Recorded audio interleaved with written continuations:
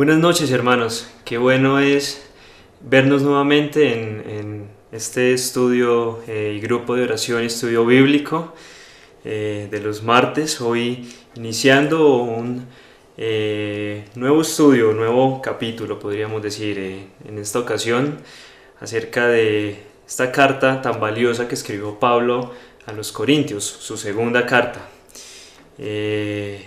Y quisiera pues empezar esta reunión orando junto con ustedes. Señor, te damos gracias por este espacio y por este momento que nos das. Gracias por la vida de cada uno de nuestros hermanos, Señor. Gracias por permitirnos reunirnos, aprender cada día más acerca de ti, y gracias por tu palabra, Señor, porque aprendemos cada vez más de ella.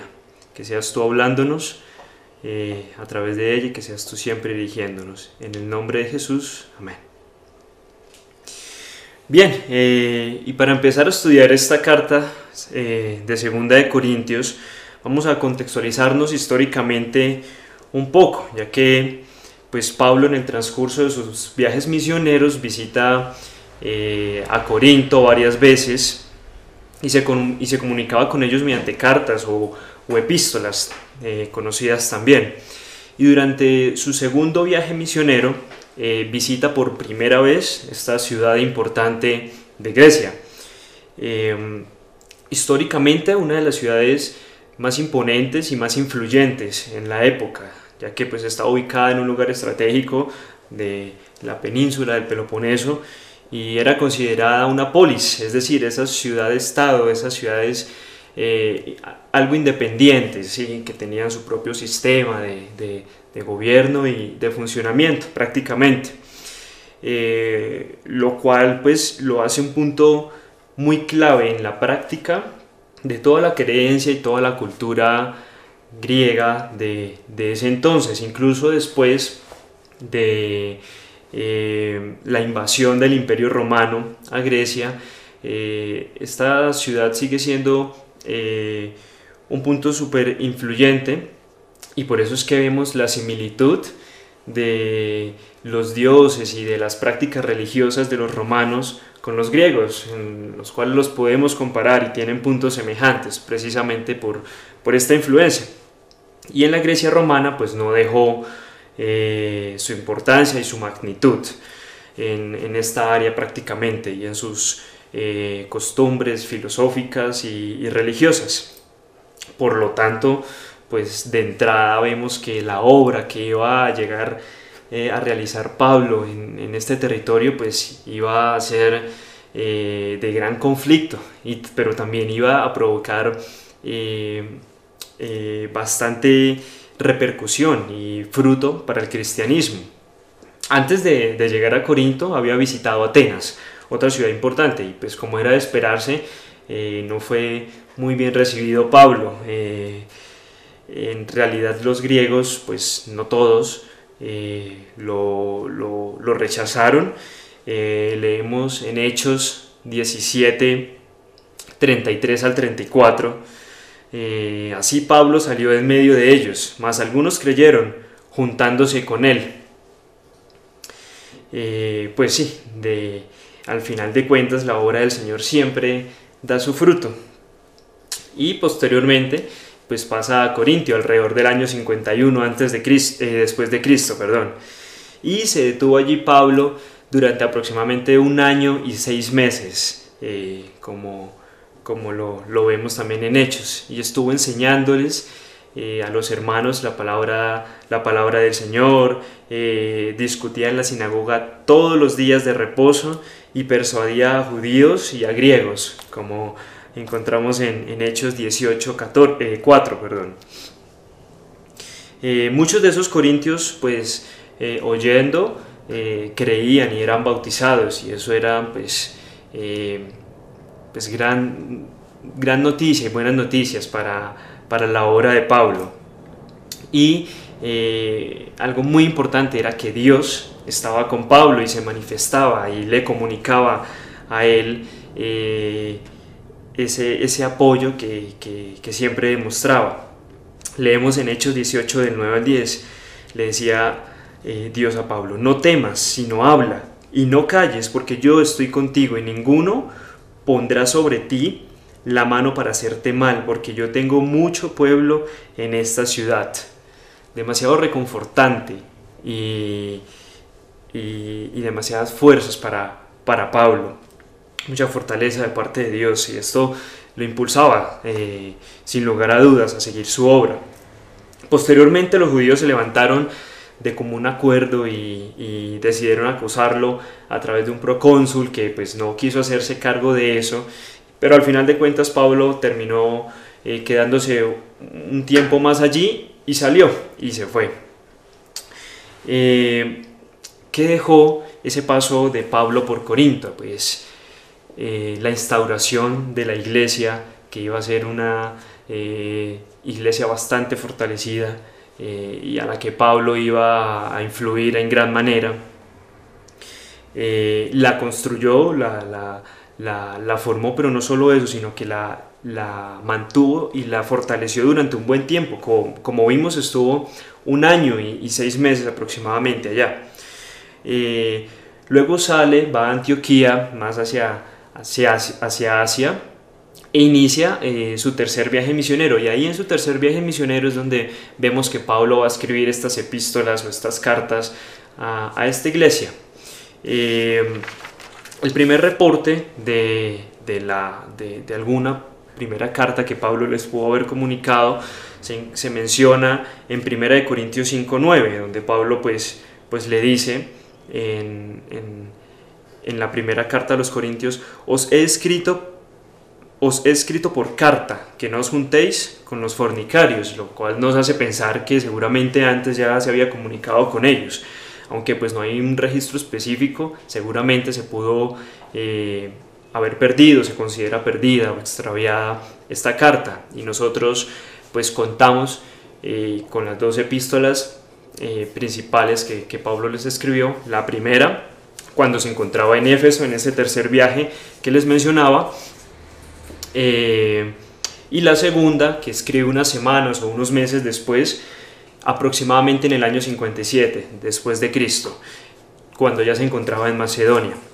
El contexto por el cual Pablo escribe la primera carta es según las noticias que le llegan de los hermanos de la iglesia de Corinto, en el cual le informan la presencia de contiendas y diversos problemas de comunión y situaciones doctrinales. Por eso vemos que la primera carta es una carta bastante significativa en el sentido doctrinal y en el sentido de la práctica del cristianismo. Tiene ese amplio esquema doctrinal. Y la segunda carta pues no fue distinta con respecto a ese contexto, pues también Tito, ese hermano que acompañaba a Pablo también en sus viajes misioneros, llega y le informa acerca de cómo la iglesia de Corinto recibió esa primera carta que le escribió y cómo también se arrepentían por sus errores cometidos, que más adelante pues mencionaremos. Entonces, bajo ese contexto, en Filipos, en Macedonia, Pablo escribe su segunda carta. En esa segunda carta Pablo va a manifestar ese gozo y ese alivio, primero por que los hermanos recibieron de buena manera su primera carta, y en segundo lugar también expresa su gratitud por el arrepentimiento acerca de los actos pues malos o erróneos que estaban cometiendo los hermanos también, debido a la rebelión que estaban manifestando, la rebelión contra Pablo y contra el evangelio que él predicaba, es decir, el evangelio de Cristo. También hay que considerar la presencia de falsos profetas que pues perjudicaban mucho la labor de Pablo, y Pablo también en esta segunda carta por lo tanto ratifica y quiere resaltar de nuevo, defender su apostolado, ya que pues estaban desacreditando el trabajo realizado por él. Y listo, luego de ahondar un poco en este contexto histórico, pues pasemos a estudiar mucho mejor pues esta carta, mucho más claro y ubicados. Inicialmente, pues como acostumbramos a detallar en cada carta de Pablo, en la palabra de Dios, pues este se va a presentar a sus remitentes. Y iniciando en el capítulo 1, en el versículo 1 al 2, leemos: Pablo, apóstol de Jesucristo por la voluntad de Dios, y el hermano Timoteo, a la iglesia de Dios que está en Corinto, con todos los santos que están en toda Acaya. Gracia y paz a vosotros, de Dios nuestro Padre y del Señor Jesucristo. Pablo era un hombre de un fuerte temperamento y un bastante forjado carácter. Varios pasajes de la Biblia, específicamente en Hechos, nos relatan la vida antes de conocer a Cristo, antes de aceptar a Cristo por parte de Pablo, y en una vida bastante estricta en el estudio de la palabra.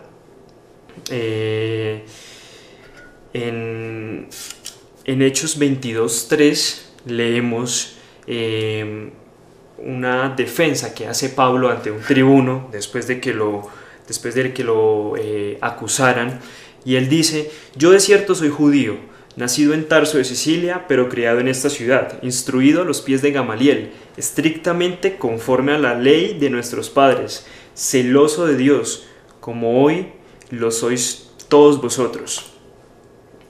Él continúa pues narrando su vida en el judaísmo antes de conocer a Cristo, sus contundentes prácticas.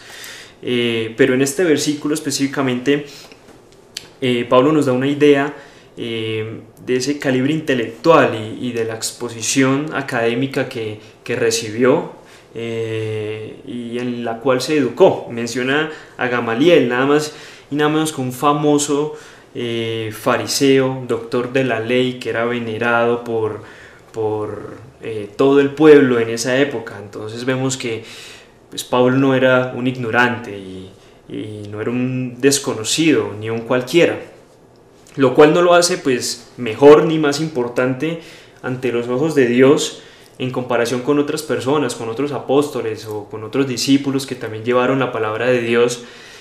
Pero sin lugar a dudas sí hace que su obra vaya a ser bastante influyente y bastante controversial, pues su vida antes y después de conocer a Dios pues era conocido por el pueblo y iba a causar gran impacto.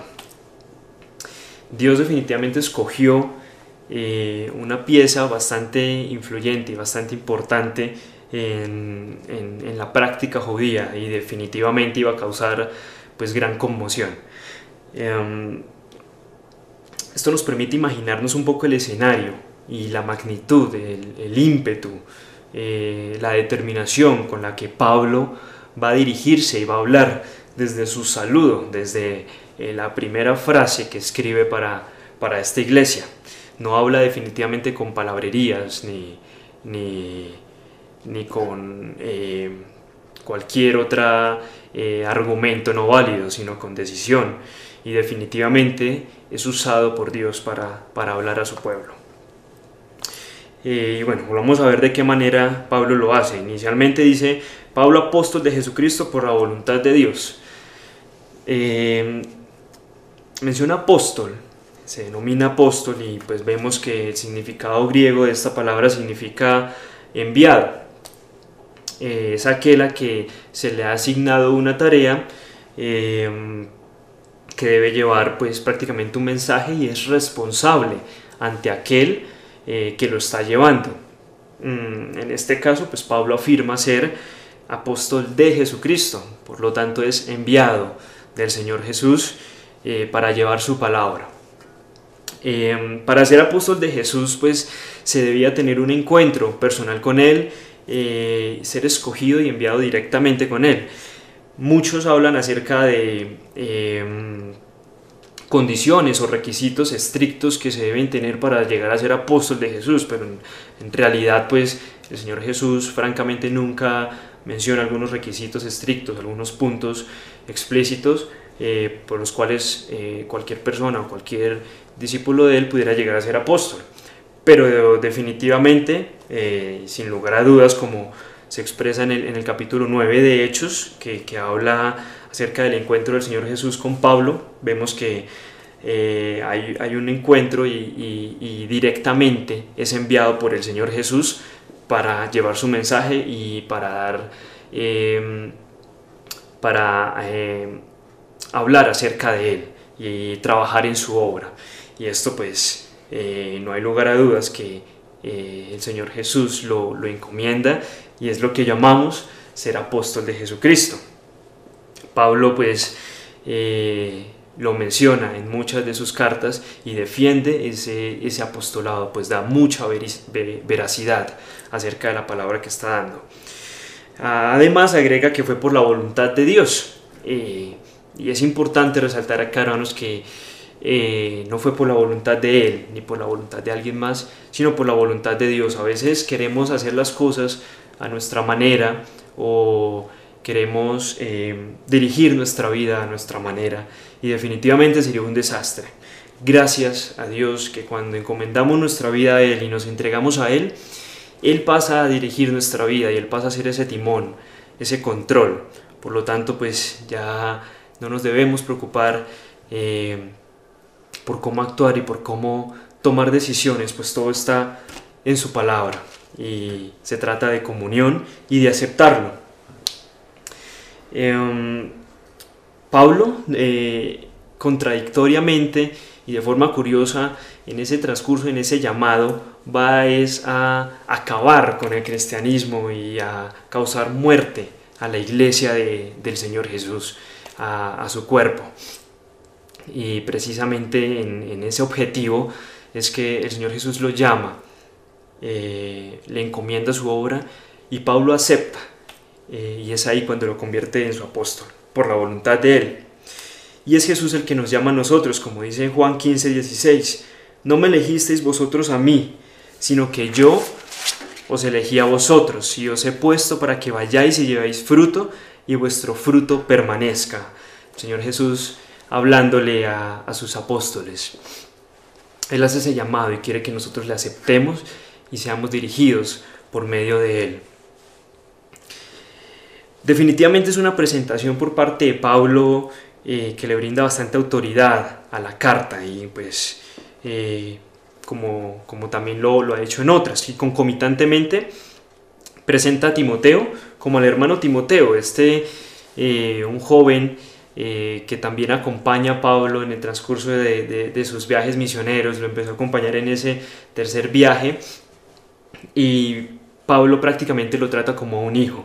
Es un hombre, un joven que ha dado testimonio, que seguramente fue ejemplar ante los ojos de los hermanos, pues ellos hablaban buenas cosas de Timoteo, y así Pablo lo conoció.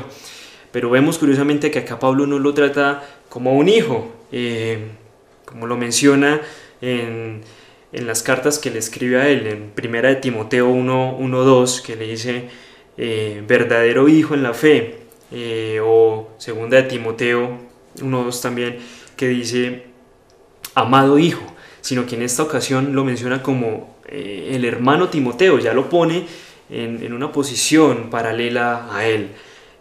Seguramente se evidencia el crecimiento espiritual y en el Señor y en la obra que ha tenido Timoteo. ¿Y a quién va dirigida la carta? A la iglesia que está en Corinto. Dice a la iglesia de Dios que está en Corinto, porque pues aunque Pablo la formó y la acompañó y la fortaleció, no se da el crédito de que sea la iglesia de él, sino que tiene claro que es la iglesia de Jesucristo. Como lo mencionaba en la anterior carta, en 1 de Corintios, es el cuerpo de Cristo, la iglesia, y pues Pablo pasa a ser tan solo una herramienta que Dios utiliza para sembrar esa semilla y extender su palabra. Y agrega a todos los santos que están en toda Acaya, que Acaya es la región en la cual se va a encontrar Corinto, y es pues muy fortalece mucho también y anima mucho a los hermanos que también han migrado de esa ciudad importante, como lo tratábamos anteriormente, y que seguramente están en las ciudades de alrededor o en toda esa región. Pues Pablo también los recuerda y los tiene en cuenta. Y el saludo que les envía es gracia y paz a vosotros. Estos dones y estos regalos que vienen de parte de Dios y del Señor Jesucristo. Gracia y paz, lo cual da tranquilidad y fortalece mucho a los hermanos iniciando esta carta. Continúa diciendo en 2 Corintios 1:3: bendito sea el Dios y Padre de nuestro Señor Jesucristo, Padre de misericordias y Dios de toda consolación.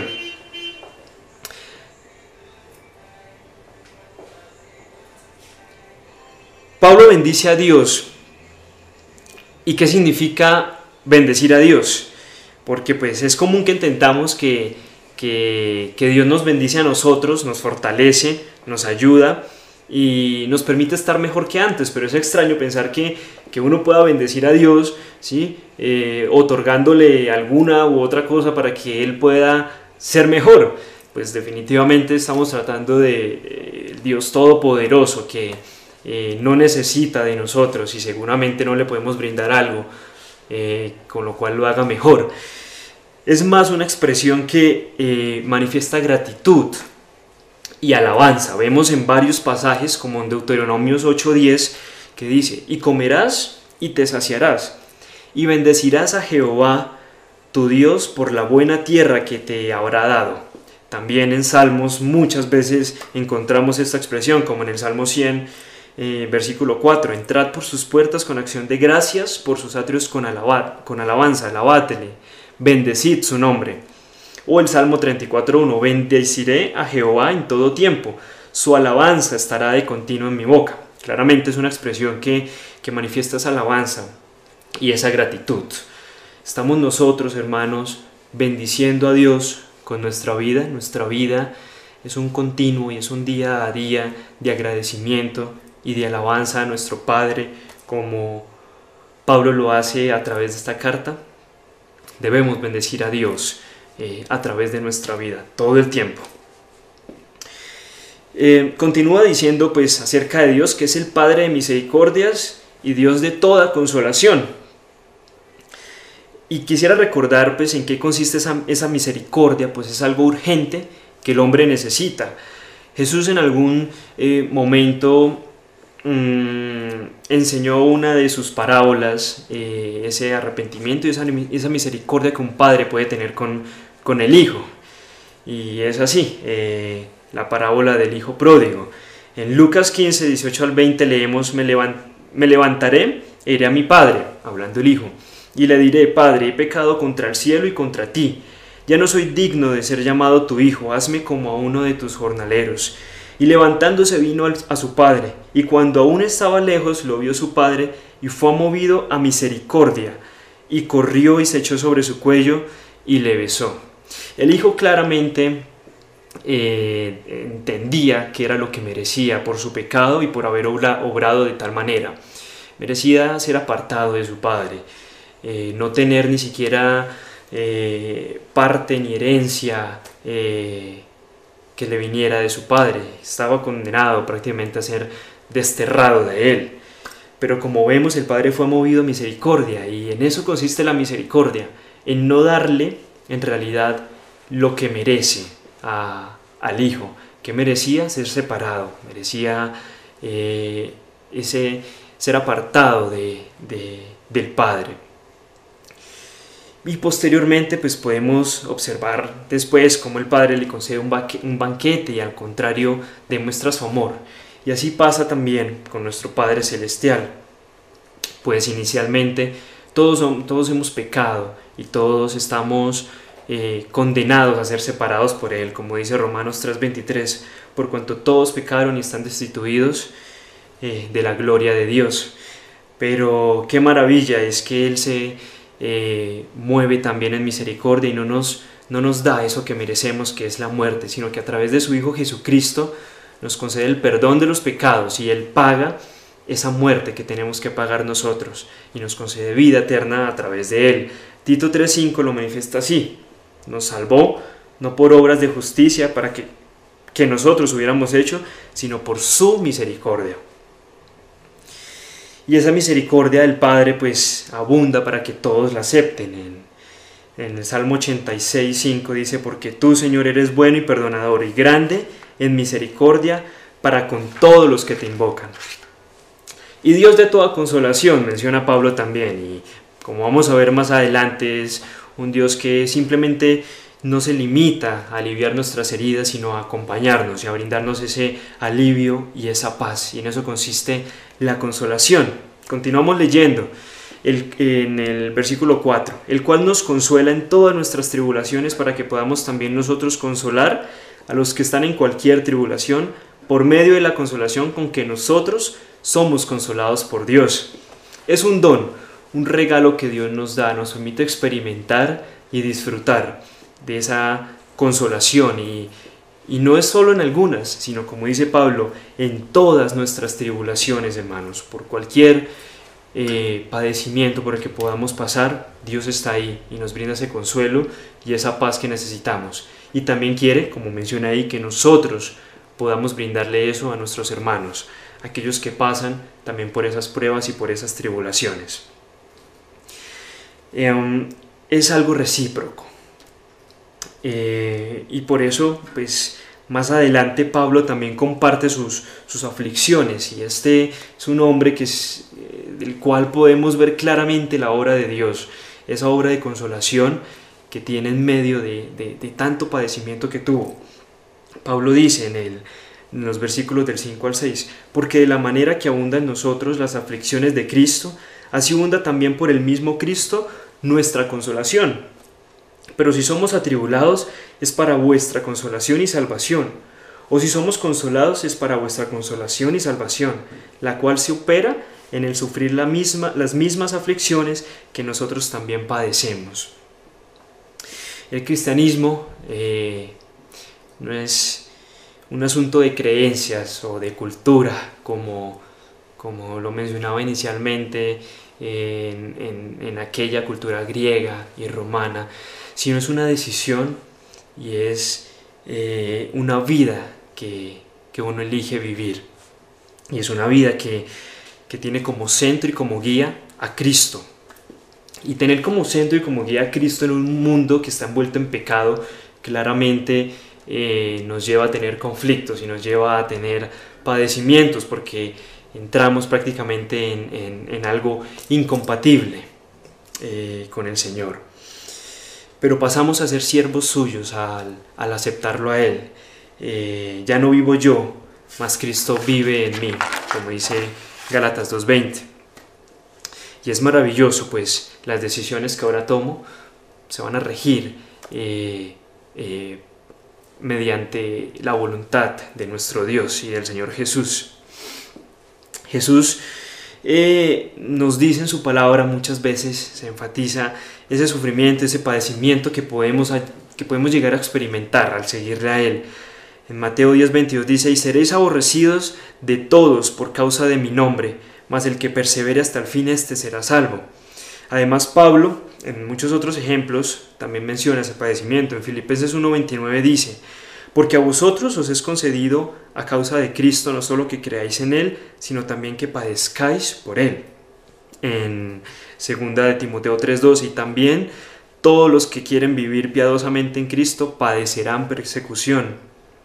También en 2 de Timoteo 1:8, por tanto, no te avergüences de dar testimonio de nuestro Señor ni de mí, preso suyo, sino participa de las aflicciones por el Evangelio según el poder de Dios. Definitivamente no es fácil ser un santo, es decir, ser apartado para Dios en este mundo. Siempre vamos a estar en conflicto. Pero no solo es sufrimiento y pena, hermanos, sino que lo maravilloso es que el Señor nos promete consolación y nos promete gozarnos y estar en paz en medio de cualquier tribulación. Dice Romanos 8:18: pues tengo por cierto que las aflicciones del tiempo presente no son comparables con la gloria venidera que en nosotros ha de manifestarse. Y 2 de Corintios, esta misma carta más adelante lo vamos a estudiar, el capítulo 4, versículo 17 dice: porque esta leve tribulación momentánea produce en nosotros un cada vez más excelente y eterno peso de gloria. Y esto fortalece, y definitivamente lo que podamos vivir en este mundo y la alegría más grande que podamos sentir no se va a comparar con el gozo eterno de de su gloria y de la presencia de la gloria eterna con el Padre. El versículo 17 de este primer capítulo dice: y nuestra esperanza respecto de vosotros es firme, pues sabemos que así como sois compañeros en las aflicciones, también lo sois en la consolación. Y nuevamente vemos la importancia de la iglesia y del apoyo y la comunión entre los hermanos. Vemos que el mensaje que Pablo acá quiere resaltar y que le da a él plena fe y esperanza, como dice, es saber que entre hermanos también se fortalece y también crece la iglesia a partir de ese apoyo, de esa ayuda y de esa compañía que en medio de la aflicción que puede haber entre los hermanos y entre la iglesia. Pablo posteriormente recuerda abiertamente las aflicciones que tuvo durante sus viajes. Del versículo 8 al versículo 10 vamos a leer: porque hermanos, no queremos que ignoréis acerca de nuestra tribulación que nos sobrevino en Asia, pues fuimos abrumados sobremanera más allá de nuestras fuerzas, de tal modo que aún perdimos la esperanza de conservar la vida, pero tuvimos en nosotros mismos sentencia de muerte, para que no confiásemos en nosotros mismos, sino en Dios, que resucita a los muertos, el cual nos libró y nos libra, y en quien esperamos que aún nos librará de tan gran muerte.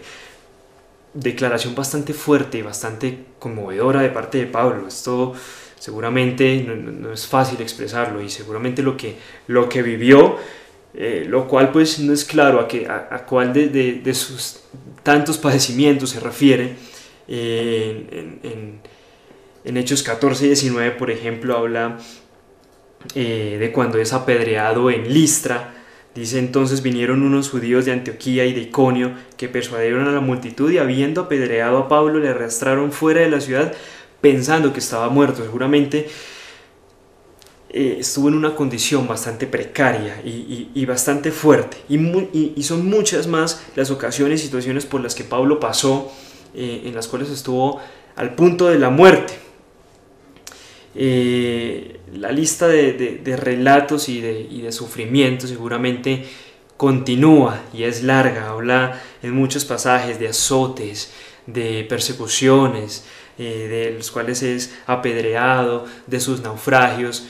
Mejor dicho, Pablo sí que es un ejemplo de las aflicciones, pero como dice ahí, tuvo en sí mismo sentencia de muerte, y eso fue para revelarle que el hombre no tiene definitivamente la última palabra y no se compara con el inmenso poder que pueda tener Dios. Pues por más tribulación y por más aflicción que cualquier persona pueda padecer, por más problema y condición precaria que pueda pasar, Dios está ahí, y si la voluntad de Él es que sigamos adelante y que nos gocemos en medio de eso, Él se encargará de eso. Y lo más valioso es que se glorifica en nuestras aflicciones y permite dar un mensaje bastante reconfortante en medio de todo eso.